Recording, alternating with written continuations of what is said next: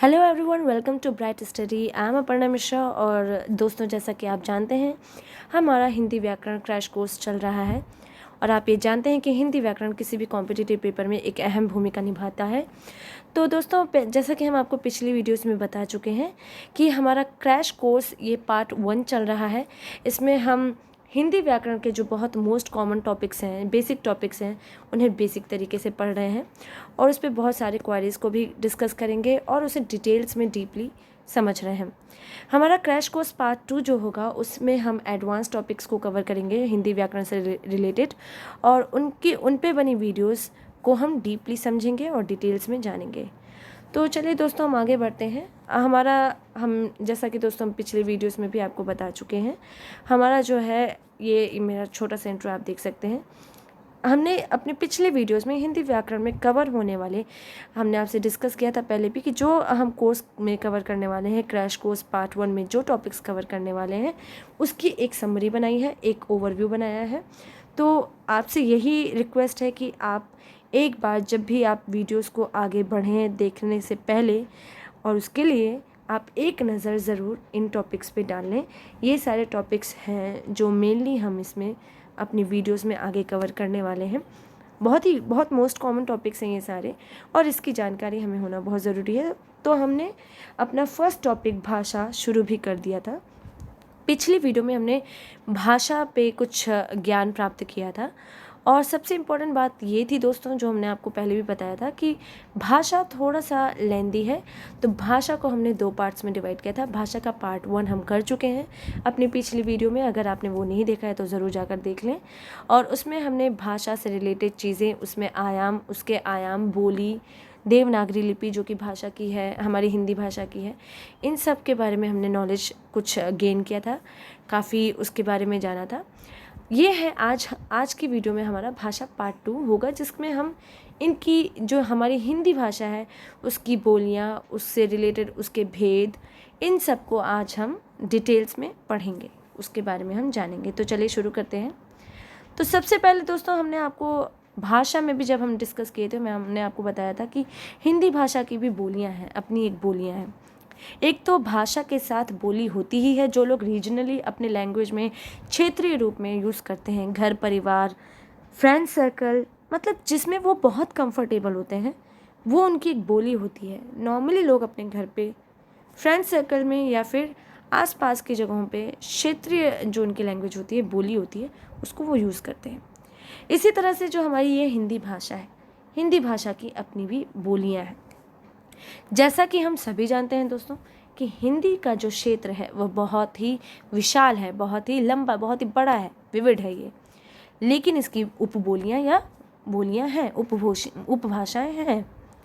तो ये जो कुछ बोलियाँ हैं जो आप स्क्रीन पर देख सकते हैं, उनमें से कुछ हमने आपके सामने प्रस्तुत की हैं। ये है अवधी, ब्रजभाषा, कन्नौजी, बुंदेली, बघेली, भोजपुरी, जैसा कि हमने आपको पहले भी वर्णन किया, बहुत मोस्ट कॉमन फॉर्म है ये हिंदी का, भोजपुरी, हरियाणवी, राजस्थानी, छत्तीसगढ़ी, मालवी, नागपुरी, खोटा, पंचपरगनिया, और आप यहाँ पर देख सकते हैं कुमाऊनी और मगही, ये भी हैं। इनमें से दोस्तों कुछ भाषाएं तो आपने बहुत ही ज़्यादा सुनी होंगी, बहुत ही बोलचाल की भाषा में लोग ज़्यादातर यूज़ करते हैं। उनमें से कुछ जैसे आप जान सकते हैं, अवधी काफ़ी यूज़ में आती है। ब्रज भाषा मथुरा और आसपास के क्षेत्रों में बहुत यूज़ होती है। कन्नौजी भी, एक आपकी बुंदेली भी होती है। भोजपुरी बहुत यूज़ होती है, ये आप देखते हैं। और दोस्तों मालवी, ये कुछ भाषाएं जो हैं, हरियाणवी और राजस्थानी को भी आप ले सकते हैं, छत्तीसगढ़ के आसपास। ये जो कुछ भाषाएं हैं, ये बहुत ही आपके बोलचाल की जब भाषाएं जो होती हैं, मोस्ट कॉमनली लोग जो हैं वो इन भाषाओं को लोग यूज़ करते ही हैं। तो ये है कुछ फॉर्म्स आपकी हिंदी भाषा की जो बोलियां हैं। अब अगर हम हिंदी भाषा के भेदों की ओर चलें, भेद को देखें, तो दोस्तों मुख्यतः मुख्य रूप से हिंदी भाषा को 2 भागों में बांटा गया है। आप जैसा कि स्क्रीन पर देख सकते हैं, एक है पश्चिमी हिंदी, एक है पूर्वी हिंदी। अब आप देखिए, पश्चिमी हिंदी और पूर्वी हिंदी को किस तरह से बांटा गया। पहले तो हम पश्चिमी हिंदी के बारे में थोड़ा जान लें।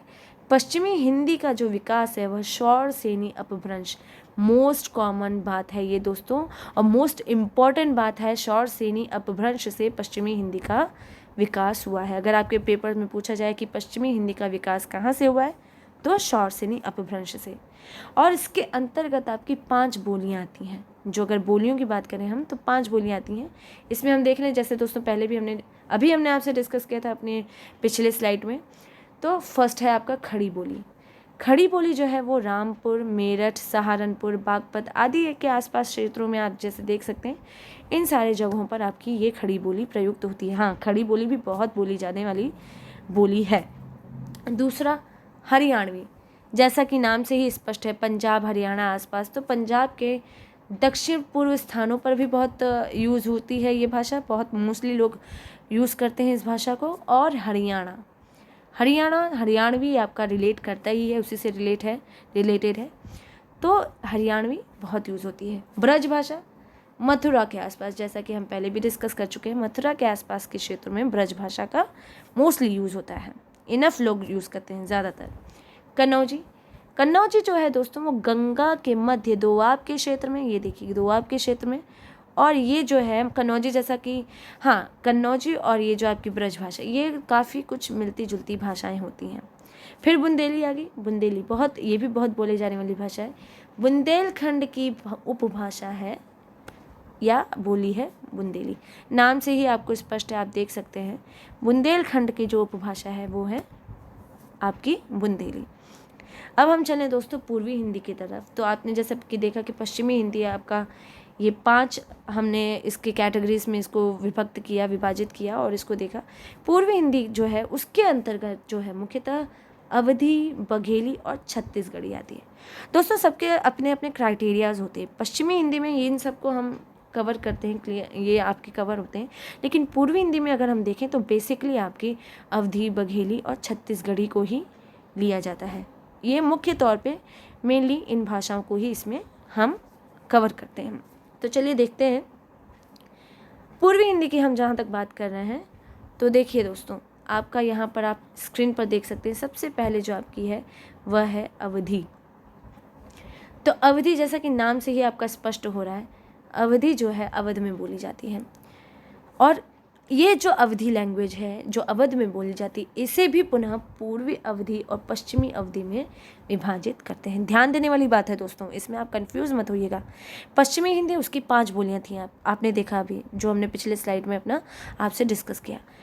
अब यहाँ पूर्वी हिंदी, पश्चिमी हिंदी में 5 बोलियां, पूर्वी हिंदी में जो थी हमने अवधी, बघेली और छत्तीसगढ़ी में उसको हमने कैटेगराइज किया, और अवधी को दोबारा हमने पूर्वी अवधी और पश्चिमी अवधी में विभाजित किया, जैसा कि आप स्क्रीन पर देख रहे हैं। तो इसमें कोई कन्फ्यूजन की बात नहीं, कोई कन्फ्यूज़ होने वाली बात नहीं है दोस्तों। हमने आपको बार बार कहा है, कहीं भी आपको डाउट हो ज़रूर आप पॉज कीजिए वीडियो को, उसको रिपीट कीजिए, रिवाइंड कीजिए और आराम से एनालिसिस करके समझिए, देखिए। और कोई भी क्वेरीज हो ज़रूर कॉमेंट बॉक्स में आप पूछिए। अब आप देखिए जो तुलसी का रामचरितमानस है, तुलसीदास जी की जो रामचरितमानस जो है आपका, उसमें जो अधिकांशतः जो है जो मुख्य रूप से पश्चिमी अवधि का ही प्रयोग हुआ है। और जो जायसी, आप जानते हैं जायसी, इन सब ये तुलसीदास जायसी ये बहुत ही बड़े ये लोग ज्ञाता हैं, इनके बारे में हम जानते हैं। तो जायसी जो है उनकी पद्मावत में पूर्वी हिंदी का, यहाँ पर आपका पूर्वी अवधि का, माफ़ कीजिएगा, पूर्वी अवधि का प्रयोग हुआ है मुख्य रूप से। तो अगर आपसे पूछा जाए कि आप एक एग्जाम्पल दीजिए पूर्वी अवधि या पश्चिमी अवधि का, तो आपके पास एक बेहतरीन एग्जाम्पल के रूप में होगा तुलसी के रामचरितमानस में अधिकांशतः पश्चिमी अवधि और जायसी के पद्मावत में पूर्वी अवधि का प्रयोग हुआ है। तो ये तो थी अवधि। बघेली के रूप में जाए, बघेली की तरफ जाए, तो बघेली जो है जैसा कि नाम से आपका स्पष्ट है, जैसे बुंदेली बुंदेलखंड के क्षेत्रों में थी, तो बघेलखंड में ये है प्रचलित उपभाषा बघेली। बुंदेलखंड में बुंदेली और बघेलखंड में बघेली। और ये अवधि का दक्षिण रूप है, जैसे किसी का पश्चिम रूप, किसी का पूर्वी रूप होता है, ये अवधि का आपका दक्षिण रूप है। अब छत्तीसगढ़ी की देखें, छत्तीसगढ़ जैसा कि ये भी आपको नाम से ही आपको ज्ञात हो रहा होगा, लेकिन हम अगर ये सोचें कि छत्तीसगढ़ी भाषा सिर्फ छत्तीसगढ़ में प्रयुक्त होती है, तो ऐसी बात नहीं है। ये पलामू बिहार की सीमा से लेकर दक्षिण में बस्तर तक और पश्चिम में बघेलखंड की सीमा से उड़ीसा तक फैली हुई है। ध्यान देने वाली बात है। सिर्फ छत्तीसगढ़ में नहीं बोली जाती है। पलामू बिहार की सीमा से लेकर दक्षिण में बस्तर तक और पश्चिम में बघेलखंड की सीमा से उड़ीसा तक फैली हुई है। जैसा कि अगर आप सोचते कि नहीं ये तो ये भाषा है, ये सिर्फ छत्तीसगढ़ में ही बोली जाती है, उड़ीसा में नहीं बोली जा सकती होगी, तो यहाँ पर आपका ये डाउट भी क्लियर हो चुका है कि ऐसा नहीं है। अगर हम सोचें कि छत्तीसगढ़ में बोली जाती है, बघेलखंड में, तो ऐसा सिर्फ नहीं है। छत्तीसगढ़ी की भाषा की हम बात कर रहे हैं तो वह उसका विस्तृत रूप है। विस्तार में अगर हम देख रहे हैं तो काफ़ी जगहों पे ये बोली जाती है। अब हम आते हैं अपने मोस्ट इम्पॉर्टेंट टॉपिक जो हम आपसे पहले भी डिस्कस कर चुके हैं कि किसी भी भाषा का जो सोल है, जो आत्मा है, अगर हम कहें कि वह व्याकरण है तो उसमें वो गलत नहीं है। अगर हम कोई सेंटेंस कहते, कोई वाक्य कहते हैं, तो आप खुद देखिए दोस्तों, खुद अगर आप विचार विमर्श करें तो उसमें व्याकरण के कारण ही हम उस भाषा को शुद्ध रूप से बोल पाते हैं। तो हम यहाँ बात कर रहे हैं हिंदी व्याकरण की, जो कि हिंदी भाषा का एक बहुत ही महत्वपूर्ण हिस्सा है, जिसके बिना हिंदी अधूरी है। ये एक आत्मा है। तो हिंदी व्याकरण की अगर हम बात करें तो भाषा को अगर हम वही बात है व्याकरणिक रूप में बात करें तो भाषा को शुद्ध रूप में लिखने और बोलने संबंधी नियमों का बोध कराता है हिंदी व्याकरण, और ये इन नियमों का बोध कराने वाला एक शास्त्र है। हिंदी व्याकरण, इंग्लिश ग्रामर, ये सब आप किसी भी भाषा में देखें तो व्याकरण उसमें होगी। व्याकरण के बिना कोई भी भाषा अधूरी है। इसलिए आप इंग्लिश ग्रामर भी पढ़ते हैं, हिंदी व्याकरण भी पढ़ते हैं, और उसे जानने समझने तो बहुत ही अच्छी बात है। बेसिकली हम उसी को जानने के लिए आपके सामने हैं और हम लोग उसी पे ही डिस्कशन कर रहे हैं। इसके बहुत सारे इंपॉर्टेंट टॉपिक्स जैसा कि आप जानते हैं, और हमने अपने ओवरव्यू में भी इन्हीं सारे टॉपिक्स को डिस्कस किया है। संज्ञा, सर्वनाम, विशेषण, कारक, क्रिया, वचन, समास, लिंग, संधि, अलंकार। तो दोस्तों अगर आप देख रहे होंगे अपनी स्क्रीन पर तो आपको ये भी समझ में आ रहा होगा कि एक तरह से हमने सारे ओवरव्यू के जो टॉपिक्स थे हमारे, काफ़ी कुछ हमने यहीं पे कवर कर लिए। इन सारे टॉपिक्स को ही अब हम आगे पढ़ने वाले हैं, आगे विस्तार में पढ़ेंगे। बहरहाल अभी के लिए फ़िलहाल आपके जो भाषा का जो था टॉपिक वो आपका कंप्लीट हो चुका है, कवर हो चुका है। दोस्तों आगे हम अपने वीडियोस में इनसे बने अभ्यास प्रश्नों को भी सॉल्व ज़रूर करेंगे। अभी के लिए अगर आपको कोई भी डाउट हो दोस्तों, कोई भी क्वेरीज हो, ज़रूर आप कमेंट बॉक्स में कमेंट कीजिए। कोई भी प्रॉब्लम हो, आपका सल्यूशन, आपके क्वेश्चन का सल्यूशन मिलेगा। Thank you so much, stay safe और वीडियो